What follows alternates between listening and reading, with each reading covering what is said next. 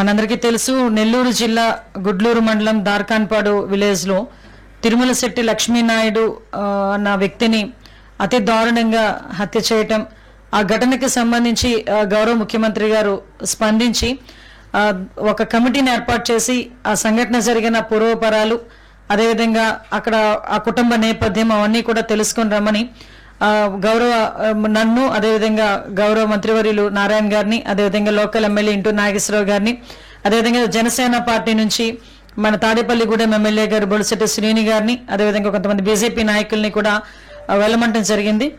మేమందరం కూడా అక్కడికి వెళ్ళి ఆ కుటుంబాన్ని పరామర్శించి ఆ కుటుంబ నేపథ్యం అంతా చూసి, అందులో ఆ సంఘటనలో గాయపడ్డ మిగతా ఇద్దరు భార్గవ్, పవన్ ని కూడా గుంటూరు హాస్పిటల్లో అక్కడ కూడా పరామర్శించి వాళ్ళందరితో కూడా మాట్లాడి రావడం జరిగింది.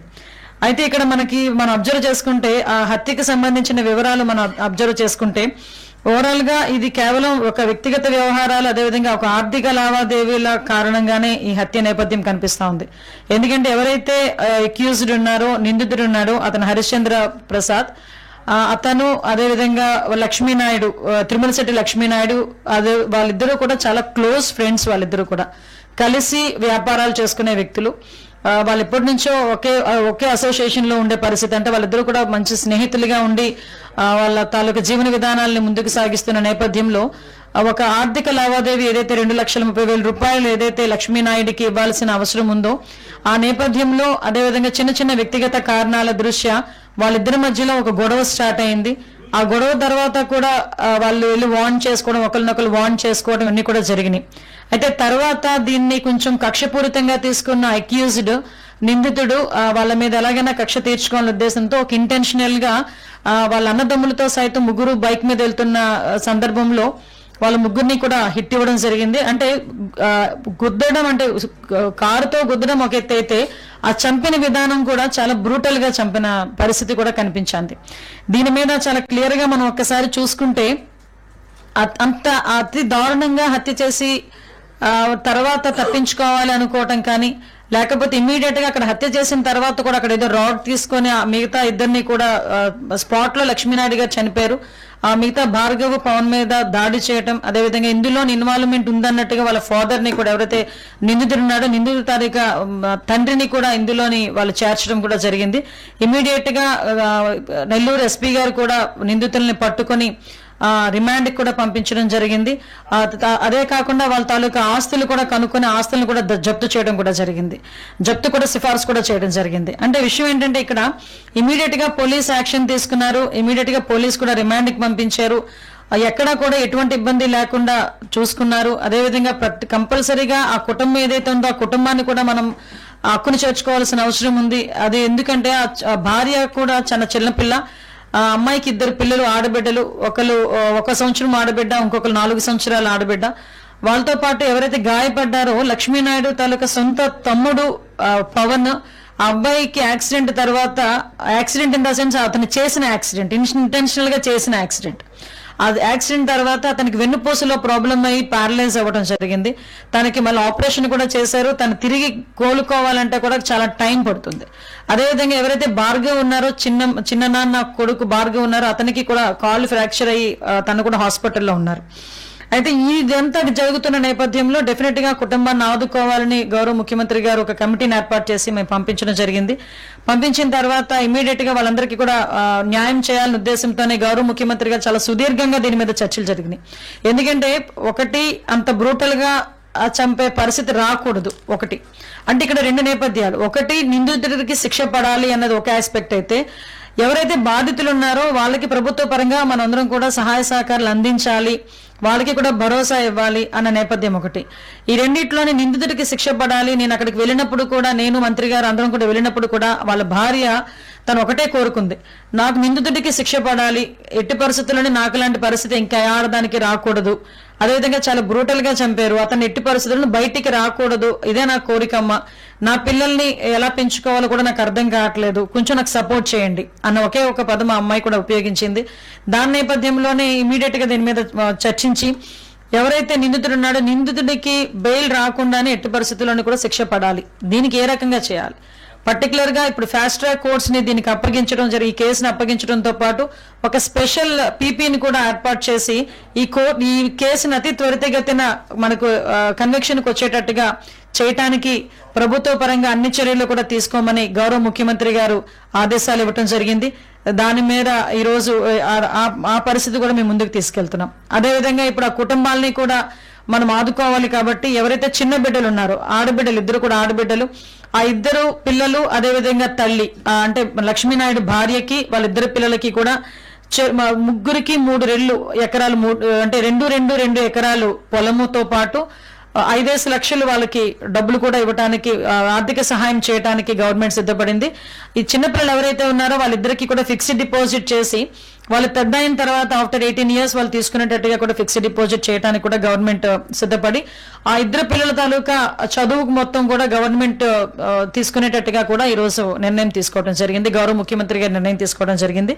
అదేవిధంగా ఎవరైతే పవన్ తనకి కూడా ప్యారలైజ్ అయ్యి ఈ రోజు లక్ష్మీనాయుడు తాలూకా తల్లిదండ్రులకి 2 పిల్లలు, ఒకళ్ళు లక్ష్మీనాయుడు అయితే చనిపోయాడు, ఇంకొక అబ్బాయి పవన్. ఆ పవన్ కూడా ఈ రోజు ప్యారలైజ్ అయి ఉన్నాడు, అంటే మనకి ఆపరేషన్ జరిగి ఇంకా నడవలేని పరిస్థితిలో ఉన్నాడు కాబట్టి అతనికి కూడా హాస్పిటల్ ఖర్చులు భరిస్తూ 4 ఎకరాల పొలం ఇస్తూ 5 లక్షల రూపాయల డబ్బులు కూడా ఇవ్వడానికి ఈ రోజు గవర్నమెంట్ సిద్ధపడింది.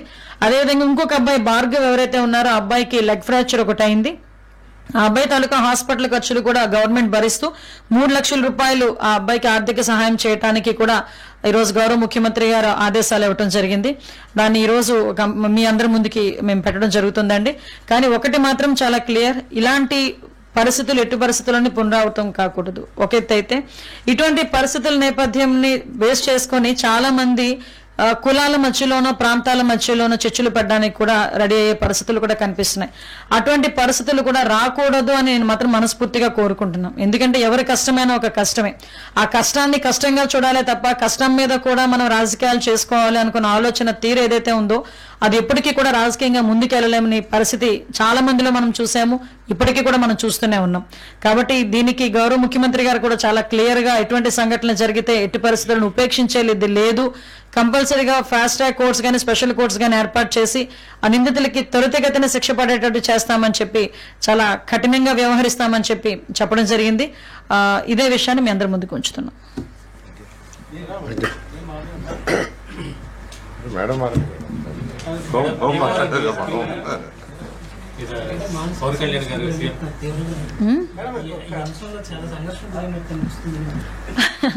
సంఘర్షణ ఏం కాదండి. సంఘర్షణ అంటే మీరు అన్నట్టు సంఘర్షణ అనుకోవాలి. ఒక పక్క నుంచి ఒక ఆడబిడ్డగా ఆలోచన చేయాలి, ఒక పక్క నుంచి ఒక హోమ్ మినిస్టర్గా ఆలోచన చేయాలి, పక్క నుంచి గవర్నమెంట్. ఎందుకంటే ఇప్పుడు సంఘటనలా చూడకుండా దాన్ని కూడా కులాల మధ్యలోనే మతాల మధ్యలోనే ఆపాదించాలని చూడటం ఒక ఎత్తైతే, కులాల మధ్యలో చిచ్చు రగల్చాలని చెప్పి ఆలోచన చేసే బ్యాచ్ ఒకవైపు ఉంది, ఇంకొక బ్యాచ్ సోషల్ మీడియాలో రెడీగా ఉందన్నమాట. ఏదో గన్ పట్టుకున్నట్టుగా సోషల్ మీడియాలో నోటికొచ్చినట్టు ఏది పడితే అదే మాట్లాడేసి కులాల మధ్యలోని రెచ్చగొట్టడానికి ప్రయత్నం చేసే సందర్భాన్ని కూడా ఈరోజు మనం చూసాం. నేను ప్రతిసారి మాట్లాడుతుంటాను, బాధితులకి క్యాస్ట్ అవసరం లేదు, క్రిమినల్కి క్యాస్ట్ అవసరం లేదు. బాధితుడు ఏ కులంలో పుట్టినా అదే నొప్పి, అదే రక్తం, అదే బాధ. అదేవిధంగా క్రిమినల్ ఎక్కడ ఉన్న ఏ క్యాస్ట్లో ఉన్నా అదే శిక్ష పడాలి, అలాంటి ఇంకా కఠినమైన శిక్షలు పడాలి. కాబట్టి నేను మళ్ళీ కోరుకునేది ఏంటంటే ఇటువంటి వ్యవహారాల్లో ఆడబిడ్డ జీవితం మీద కూడా రాజకీయాలు చేసే పరిస్థితులు రాకూడదని మనస్ఫూర్తిగా మాత్రం నేను కోరుతున్నా. ఆ విషయంలో అయితే మాత్రం చిన్న మానసిక సంఘర్షణ నేనే కాదని చాలా మంది పడ్డారు.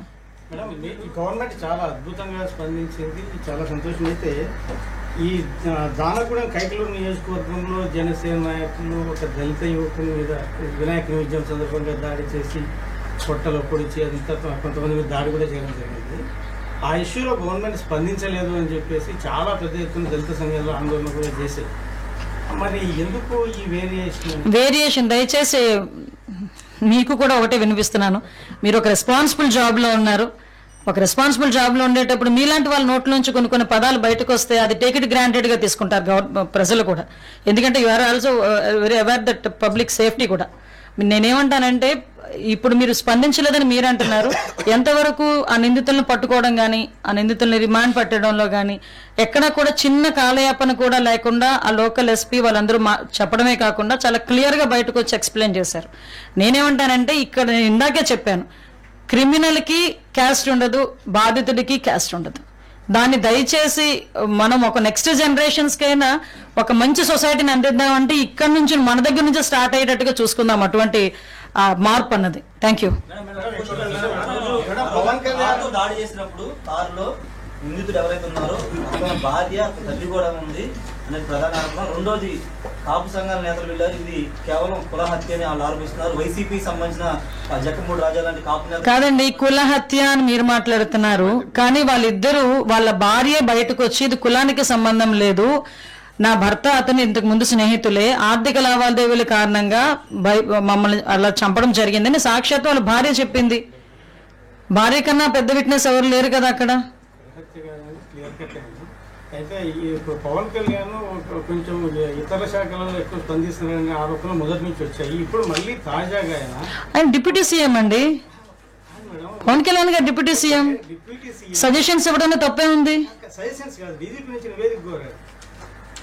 ఇప్పుడు ఒకళ్ళు ఏదైనా ఇన్ఫర్మేషన్ వచ్చింది నా దగ్గరికి, ఎవరో ఒకరు వస్తారు, వేరే శాఖ వాళ్ళు వస్తారు, అమ్మాయి ఇలా అన్యాయం జరిగింది అంటారు, నేను కన్సర్న్ మినిస్టర్కి చెప్తానా చెప్పనా? లేకపోతే కన్సర్న్ మినిస్టర్ తాలూకా ఓఎస్డీకో లేకపోతే సిఎస్ ఎవరో ఒకరికి మేము ప్రిన్సిపల్ సెక్రటరీకి చెప్తామో చెప్పమా? ప్రతిదాన్ని భూతద్దంలో చూడకండి. రాజ్యాంగం ప్రకారం కోఆర్డినేషన్ జరుగుతుంది డిపార్ట్మెంట్ మధ్య కోఆర్డినేషన్. విషయం ఏంటంటే ప్రతి విషయాలు కూడా మా వరకు వస్తాయండి, మా వరకు రాకుండా ఏమి ఉండవు. ఇది జస్ట్ అఫీషియల్ గా వచ్చిన కమ్యూనికేషన్ కింద భావించవచ్చు కదా, ఎందుకు దీనికి ఇంత రాద్దాంతో? మాకు లేని ఈగోలు మీకెందుకు అబ్బా? నాకు అర్థం కాదు. మాకున్నాయండి, మా నోటీసులు మాకున్నాయి, మా దగ్గర కూడా రిపోర్ట్ ఉంది, ఆ రిపోర్ట్ ని బేస్ చేసుకొని మా చర్యలు ఉంటాయి. ఓకేనా? రాజ్యాంగం ప్రకారం ఉప ముఖ్యమంత్రి పదవి అనేది అఫీషియల్ కాదు, అట్లాంటప్పుడు సీఎంఏ సుప్రీము. అట్లాంటి టైంలో పవన్ కళ్యాణ్ ఈ డీజీపీని నివేదిక కోరి, మాది ఎన్డీఏ కూటమి అండి, మేము ఒక విషయం చెప్పనా, మీ ఇలాంటి క్వశ్చన్స్ లాస్ట్ గవర్నమెంట్ లో సీఎం ని మీరు అడుగుంటే ఈ పొజిషన్ ఉండేది కాదు ఈ రోజు మాకు. అదే కాదు చెప్తున్నా, ఇలాంటి క్వశ్చన్స్ ప్రీవియస్ సీఎం ని మీరు అడుగుంటే, లాస్ట్ సీఎం ని మీరు అడుగుంటే ఇలాంటి పరిస్థితులు ఇప్పుడు సొసైటీ కూడా వచ్చి ఉండేవి కాదు. నేనేమంటానంటే ఈ రోజు అందరూ ఎన్డీఏ కూటమిలో ఏదో రకంగా చిచ్చు పెట్టాలని చూస్తారు. మాకు అండర్స్టాండింగ్ ఉంది, మాకు సమన్వయం ఉంది, శాఖల మధ్యలో సమన్వయం ఉంది, మాకు ఎటువంటి ఈగోస్ లేకుండా మేము పనిచేస్తున్నాం, మా అధికారులు ఎటువంటి ఈగోస్ లేకుండా పనిచేస్తున్నారు. మీకు కావాల్సింది రిజల్ట్, మంచి పరిపాలన, మేమందరం కలిసి మేము పని చేసుకుంటాం అనుకునేటప్పుడు ఇది అంత క్వశ్చన్ అవసరం లేదని నా ఉద్దేశం. Thank you.